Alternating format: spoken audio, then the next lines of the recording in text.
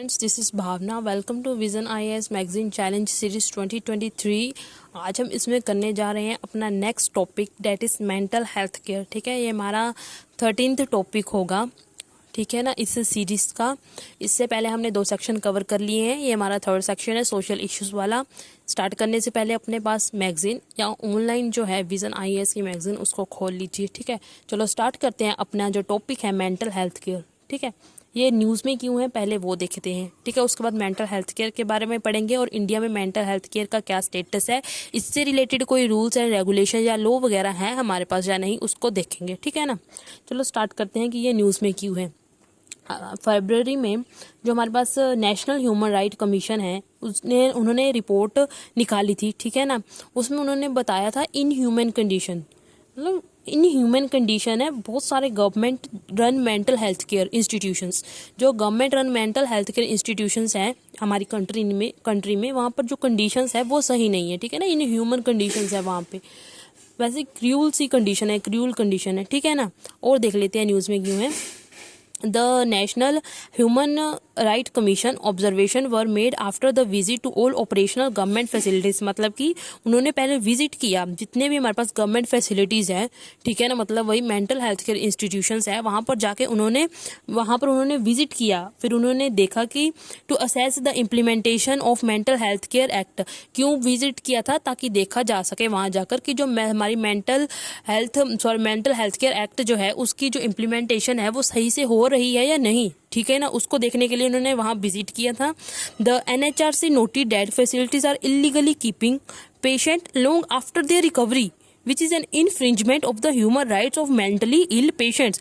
कह रहे कि वहां पर जाकर उन्होंने नोट किया कि वहां पर जो पेशेंट्स हैं उनको इलीगली वहां पर रखा गया है, मतलब कि वो ठीक होने, वो रिकवर हो गए हैं, उसके बावजूद भी उनको वहां फैसिलिटीज में रखा गया है। ठीक है ना, एक तरह से ये ह्यूमन राइट की इन्फ्रिंजमेंट है। ठीक है ना, जो ह्यूमन राइट्स, जो कि मेंटली इल पेशेंट्स के जो ह्यूमन राइट्स हैं उनकी क्या है, एक तरह से इन्फ्रिंजमेंट है ये। ठीक है ना, अब देख लेते हैं कि नेशनल ह्यूमन राइट कमीशन क्या है। ठीक है ना, national human right commission ministry of home affairs, ये मिनिस्ट्री ऑफ होम अफेयर्स के अंडर आता है। ठीक है ना, ये एक तरह की स्टैट्यूटरी बॉडी है, इस्टेब्लिश हुई थी 1993 में। ये इसको क्यों इस्टेब्लिश किया गया था? For the protection of human rights. ठीक है, इसका विजन एंड मिशन क्या है? इसका मेन जो विजन और मिशन है कि प्रोटेक्ट करेंगे हम ह्यूमन के राइट्स को।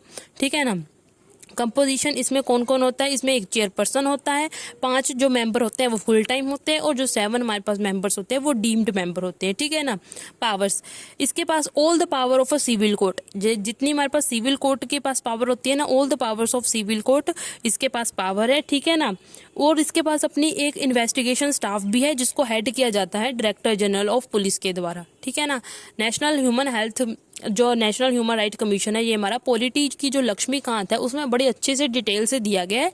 मैं आपको सुजेस्ट करूंगी कि आप इसको वहां जाकर पढ़ें। ठीक है ना, आपको एक क्लियर अंडरस्टैंडिंग होगी तब इसकी। ठीक है ना, अब हम पढ़ते हैं कि मेंटल हेल्थ केयर क्या होती है। ठीक है ना, द वर्ल्ड हेल्थ ऑर्गेनाइजेशन ने डिफाइन किया है मेंटल हेल्थ को कैसे, वो देखते हैं। ठीक है ना, वर्ल्ड हेल्थ ऑर्गेनाइजेशन ने कैसे डिफाइन किया मेंटल हेल्थ को? Mental health as a state of wellbeing. Mental health क्या है? As a state of wellbeing where an individual realises their capabilities. यहाँ पर जो इंडिविजुअल है वो रियलाइज करता है अपनी कैपेबिलिटीज को, can cope up with the normal stressor of life. जब वो कैपेबल होता है कि जो नॉर्मल स्ट्रेस होता है हमारी लाइफ में उसको क्या कर सके, हैंडल कर सके। ठीक है ना, can cope with the normal stressor of life, work productively and is able to contribute to their community. ठीक है ना, ये डेफिनेशन दी है हमारे पास मेंटल हेल्थ की। ठीक है, समझ आ गया मेंटल हेल्थ का डेफिनेशन। उसके बाद mental illness is an amalgamation of, mental illness में हमारे पास क्या आ जाता है? इसमें हमारे पास is an amalgamation of biological, social, psychological, hereditary and environmental stressors आ जाते हैं। समझ में आ गया?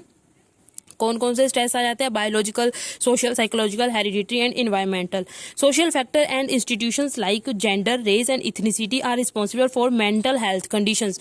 जो हमारे पास सोशल फैक्टर्स होते हैं हमारे पास, जैसे जेंडर, रेस, ये भी रिस्पॉन्सिबल होते हैं मेंटल हेल्थ की कंडीशंस के लिए। ठीक है ना, इन जीनोमी वाइड लिंकेज स्टडी, एक जीनोमी वाइड लिंकेज स्टडी थी उसमें फाउंड किया गया था कि that in the heritability of depression has been estimated to be approximately 40%, मतलब 40% जो डिप्रेशन होता है वो हेरिटेबिलिटी वाला होता है। Heritability means to say that this are the type of depression in it involve the genetic factors, ठीक है ना, मतलब कि that is pass down from parents to their children, ठीक है। जेनेटिक फैक्टर इन्वॉल्व होता है, मतलब पेरेंट्स से चिल्ड्रन के पास चला जाता है, ठीक है ना, इसमें जेनेटिक फैक्टर्स इन्वॉल्व रहते हैं, ठीक है ना, समझ आ गया।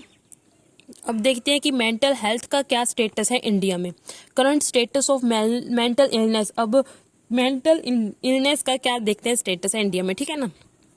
ये यहाँ से स्टार्ट करते हैं। 1 in 7 people live with mental illness, कह रहे 7 में से 1 बंदा तो मेंटल इलनेस का शिकार है। More than 80% people are not able to assess treatment, 80% से ज़्यादा लोगों को ट्रीटमेंट ही नहीं मिल पा रहा। 1.39 लाख सुसाइड हुए in the year 2019, right. Mental health issue cost Indian firms $14 billion a year. एक साल में जो हमारे पास इंडियन फर्म्स है, जो इंडियन कंपनीज है, उनको $14 बिलियन का नुकसान हो रहा है just because of mental illness. जो कंपनी में उनके एम्प्लॉयज काम कर रहे हैं ना, उनको मेंटल इलनेस की वजह से उनकी प्रोडक्टिविटी कम हो रही है, ठीक है ना, उनके एब्सेंटिज्म हो रहा है, वो आ नहीं पा रहे काम करने के लिए, ठीक है ना, और थोड़ी हेल्थ पर एक्सपेंडिचर ज़्यादा हो रहा है, ठीक है ना। इस तरह यहाँ पर ये वाली कॉस्ट आ जाती है, ठीक है ना। कौन कौन से फैक्टर है भाई जो अफेक्ट करते हैं मेंटल हेल्थ को? ट्रोमेटिक इवेंट्स, ठीक है ना, उसके बाद हैजरस सब्सटेंस एंड बायोलॉजिकल एजेंट्स, ठीक है ना, उसके बाद हमारे पास ऑक्यूपेशनल फैक्टर्स, ठीक है ना, जॉब नहीं मिल पाती, undue pressure, poorly defined job roles, lack of control over work, unhealthy work life balance. आप ये कर लेंगे, ठीक है ना, इतना विश्वास है, ये इजीली लिखा हुआ है, आप इसको अच्छे से अंडरस्टैंड कर पाएंगे। पर्सनल फैक्टर्स हैं, लाइफस्टाइल भी आ जाता है, ठीक है ना। उसके बाद जेनेटिक फैक्टर्स तो हमने अभी डिस्कस ही किया, कैसे फ्रॉम पेरेंट्स टू चिल्ड्रन। आगे जो है डिप्रेशन वाला, जो थोड़े से जेनेटिक्स के कारण भी जो डिप्रेशन है वो आ जाता है, ठीक है ना, जो मेंटल इलनेस है वो आ जाती है।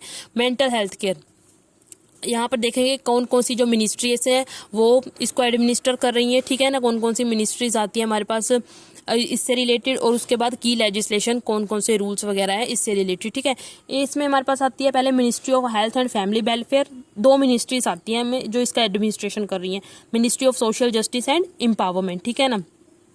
मेडिकेशन एंड ट्रीटमेंट, पहली वाली देखिए, ministry of health and family welfare, medication and treatment at primary health centres at the community level and specialised tertiary health care at state mental hospitals, ठीक है ना।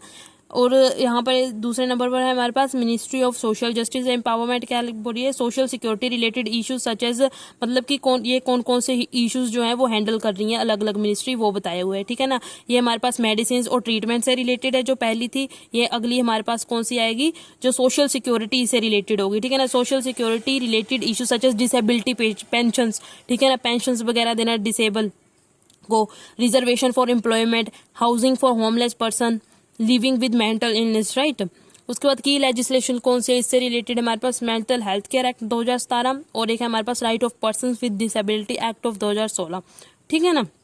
जो हमारा right of person act with disability act है 2016 का, इसमें जो mental retardation है, मेंटल इलनेस है, उसको भी एज ए डिसेबिलिटी डिक्लेयर कर दिया गया था, ठीक है ना। उसके बाद हमारे पास मेंटल हेल्थ केयर एक्ट 2017 क्या बोलता है वो देख लेते हैं, ठीक है ना। Ban treatment of minors by electric shocks जो देते थे ना माइनर्स को, उसको बैन कर दिया गया, ठीक है ना। राइट टू पर्सनल ट्रीटमेंट के टाइम देते होंगे ना, उनको बैन किया है, ठीक है ना। Right to personal communication and the prohibit ill treatment towards the patient, मतलब कि अब पर्सनल कम्युनिकेशन को बोल दिया गया है, मतलब कि पहले शायद उनको मिलने नहीं देते होंगे, जो कि पेशेंट होता होगा उनको मिलने नहीं देते होंगे उनसे, उनके रिलेटिव से, उनके घर वालों से, ठीक है ना। लेकिन अब हमारे पास right to personal communication and prohibit the ill treatment towards the, पहले जो ट्रीटमेंट था वो सही तरीके, मतलब कि इल ट्रीटमेंट किया जाता था पेशेंट के साथ, उसको भी अब रोक दिया गया है। डीक्रिमिनलाइज सुसाइड को डीक्रिमिनलाइज कर दिया गया है, and provision of advance directives, और कुछ एडवांस डायरेक्टिव्स का प्रोविजन रखा गया है, ठीक है। Mandate use of muscles relaxants and the anesthesia for the electric shock therapy on adults। जब इलेक्ट्रिक शॉक्स देते हैं ना, इलेक्ट्रिक शॉक वाली थेरेपी देते हैं ना एडल्ट को, उस टाइम पर ना उसका एनेस्थेशिया या मसल्स रिलैक्सेंट, मतलब कि ना जिससे उनको थोड़ा मतलब रिलैक्स सी फीलिंग आ जाए, मतलब अनकॉन्शियसनेस, जैसे बोलते नहीं है कि शून्य कर दिया, मतलब कि अनकॉन्शियस हो गए, उनको पता नहीं चला कब उनको शौक लगा के चले गए, ठीक है ना, वैसे वाला, ठीक है ना, उसको मैंडेट कर दिया गया है। डिसअलो सेक्लूजन और the solitary confinement of a person with mental illness, disallow कर दिया, मतलब कि पहले उसको, जो इंसान है जो मेंटल इलनेस से शिकार था, जो मेंटल इलनेस का, उसको क्या करते थे, उसको ना कमरे, अकेले को रखते थे कमरे में, और सभी का आना जाना वहाँ पर नहीं होता होगा, ठीक है ना। लेकिन अब जो है उसको डिसअलो कर दिया गया है सॉलिटरी कन्फाइनमेंट को, मतलब कि पहले अकेले रहने पर बोलते थे, लेकिन अब ऐसा नहीं है, ठीक है ना। सेक्लूजन और सॉलिटरी कन्फाइनमेंट का मतलब वही है कि अकेले जो एक कमरे में रहना, ठीक है ना। आगे हमारे पास run mental health establishment and review boards registered by mental health authorities, मतलब कि वही जो मेंटल हेल्थ इस्टेब्लिशमेंट्स है, रिव्यू बोर्ड्स हैं, रजिस्टर्ड बाय, मतलब कि उनको रजिस्टर्ड किया जाएगा मेंटल हेल्थ अथॉरिटीज़ के द्वारा, ठीक है ना।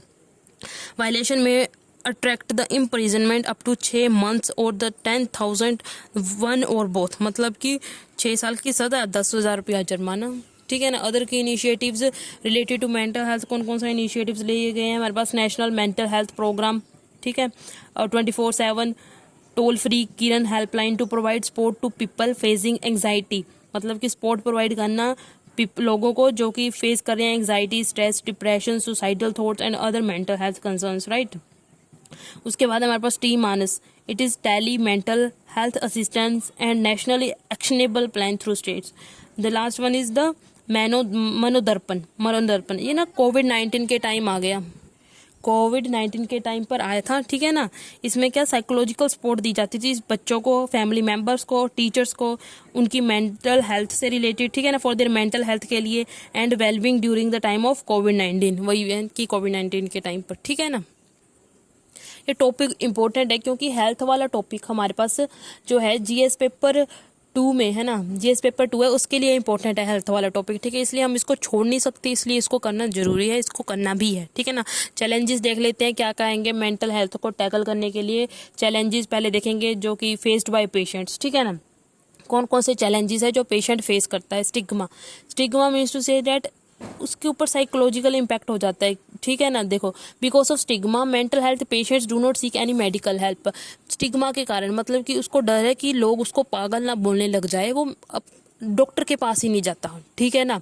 बिकॉज ऑफ स्टिग्मा के कारण mental health patient do not seek any medical help, this can have a deep isolating psychological, इससे इस पर क्या पड़ेगा, उस पेशेंट पर एक डीप आइसोलेटिंग साइकोलॉजिकल इम्पैक्ट पड़ सकता है, right.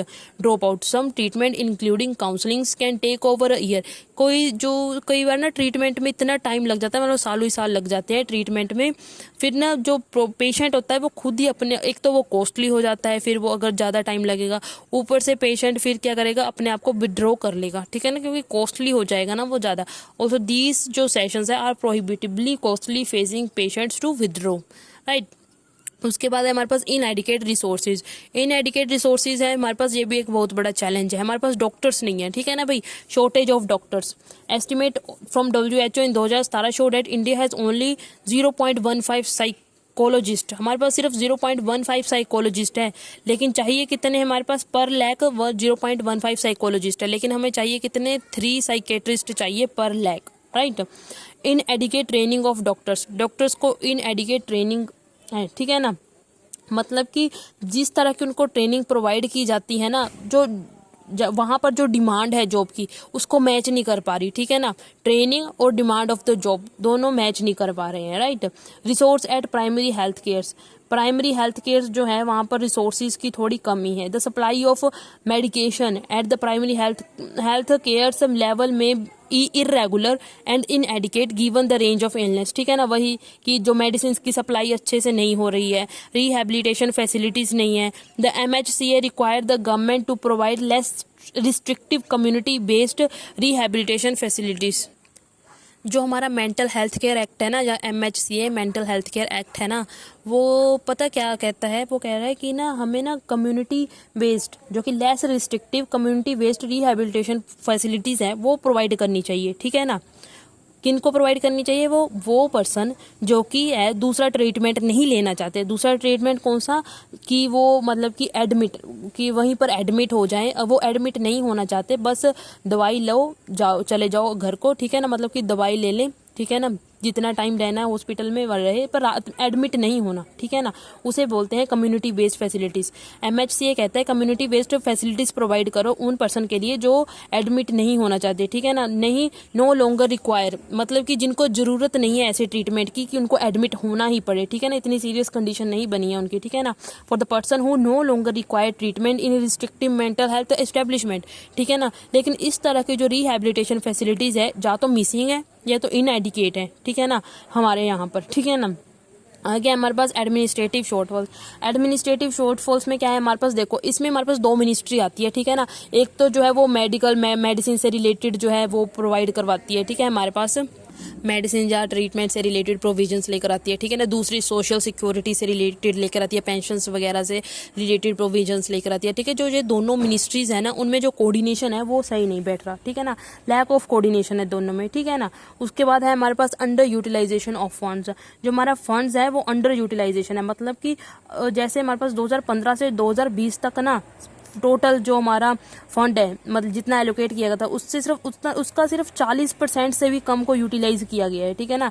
Less than 40% of funds allocate to states from the 2015 to 2020 under the district mental health programme were utilised. देखा, regional disparity due to inadequate resources in rural and remote areas. जो हमारी adequate मतलब infrastructure ही नहीं है, ठीक है ना, इन adequate resources है रूरल और रिमोट एरियाज में। मैनी हेल्थ प्रोफेशनल्स जो होते हैं वो रिलक्टेंट, वो काम करने में रिलक्टेंट फील कर रहे हैं रूरल एरियाज में, ठीक है ना। भैया हेड क्या हो सकता है हमारा? भैया अंडरस्टैंडिंग द ग्रेविटी, हमें क्या करना पड़ेगा? We have to recognise and realise how serious और सर्व्ड मेंटल हेल्थ इश्यूज, मतलब ठीक है, कितना सीरियस इशू है मेंटल हेल्थ वाला, सबसे पहले हमें उसको देखना पड़ेगा। इसको देखने के लिए हमें सबसे पहले जो मैपिंग करनी पड़ेगी, हमें डाटा इकट्ठा करना पड़ेगा, तभी हमें पता चलेगा कि किस तरह से कितनी जो सीरियस कंडीशन है मेंटल हेल्थ से रिलेटेड, तभी हम आगे फर्दर प्रोसीड कर पाएंगे, ठीक है ना। Carefully mapping and research need to be undertaken to produce quality data that is essential to understand the size of the problem, right? mental health literacy awareness program चलाने पड़ेंगे भाई हमको, ठीक है ना। कई बार क्या होता है, lack of awareness lead to misjudging dismissing the sign that someone need help.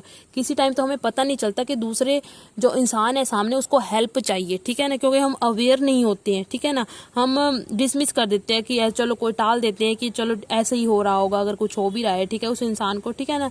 जहाँ तो हम डिसमिस कर देते हैं the sign that someone need help as well as stigmatise those who seek medical help. जहाँ तो हम स्टिग्मेटाइज कर देते हैं, मतलब कि उसका मजाक बना देते हैं, पागल कह कर कई वेले उसको पागल बोलने लगते हैं, ठीक है ना, कि इस तरह से स्टिग्मेटाइज कर देते हैं कि जब कोई मेंटल हेल्थ के लिए, मेंटल इलनेस के लिए डॉक्टर के पास जाता है, ठीक है ना, तब हम उसको ऐसा पागल बोलने लगते हैं, ठीक है, पर this is wrong, right. Also there is an urgent need to counter the notion that mental exclusively means the absence of mental illness. There is an urgent need, कह रहे जरूरत है, to counter the notion that mental health कि mental health exclusively means the absence of mental illness. Mental health का मतलब सिर्फ ये नहीं है कि उसे कोई बीमारी नहीं है, ठीक है ना, exclusively means the absence of mental illness, right. उसके बाद है हमारे पास अफोर्डेबिलिटी।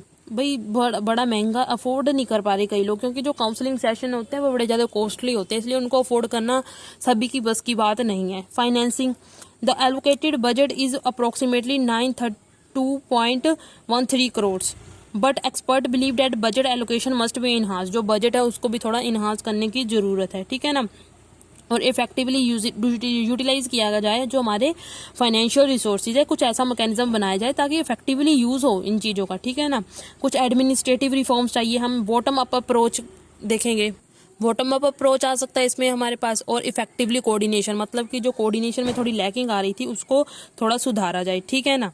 उसके बाद है shifting care from institution to community, हमें जो है इंस्टीट्यूशन टू कम्युनिटी शिफ्ट करनी चाहिए care, means to say that हमें कम्युनिटी बेस्ड रिहैबिलिटेशंस हैं उनको इन्हांस उनको बढ़ावा देना चाहिए, ठीक है ना। India should booster out patient service, मतलब आउट पेशेंट सर्विस का यही मतलब है कि जो आए दवाई लेकर जाए बिना एडमिट हुए, ठीक है ना।